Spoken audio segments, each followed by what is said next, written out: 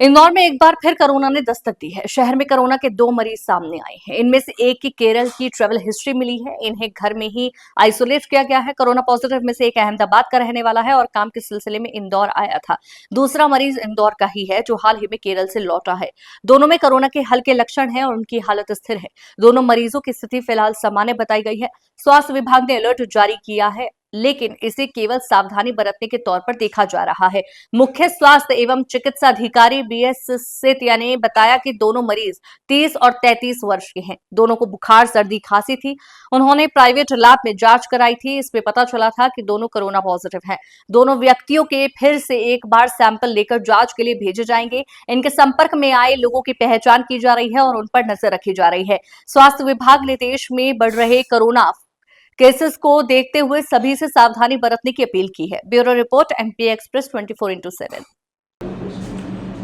चूँकि कल हमारे पास ज़रूर 2 पेशेंट पॉजिटिव आए हैं कोविड के, जो कि उनकी एक 33 साल की उम्र है और एक की उम्र जो है 30 साल की है।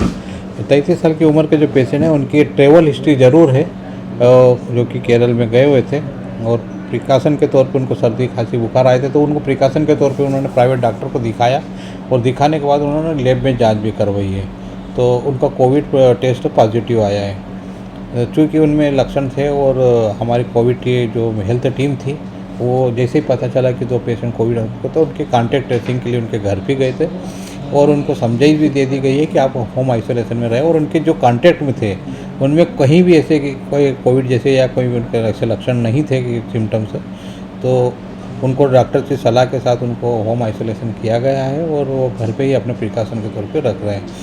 क्योंकि आपके चैनल के माध्यम से मैं आपको ज़रूर बता दूं कि कोविड के टेस्ट अभी दूसरी स्टेट में और दूसरे ज़िलों में ज़रूर पॉजिटिव आ रहे हैं, केसेस ज़रूर बढ़ रहे हैं और उनकी एक गाइडलाइन भी है।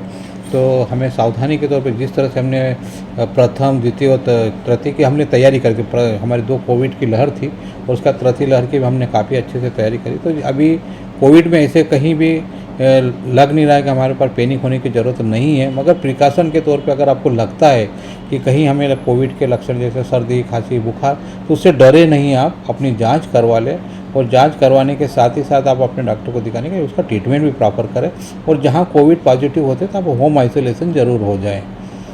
क्योंकि अब जनवरी से अगर बात करें हम, तो जनवरी से लेकर अभी तक हमारे जो ज़िले की बात है उसमें 5 केस ज़रूर पॉजिटिव आए थे। उसमें से एक जो है वो देवास ज़िले का था। अपने 4 हमारे कोविड इंदौर के पॉजिटिव थे। दोनों व्यक्ति मिले हैं, क्या इनकी कोई ट्रैवल हिस्ट्री है? बिल्कुल, एक की जो है ट्रैवल हिस्ट्री केरल की ज़रूर है, एक की, और एक का तो रूटीन में से वो था जो वो हमारे सर्दी खांसी है तो उसमें जांच कराने चले गए थे।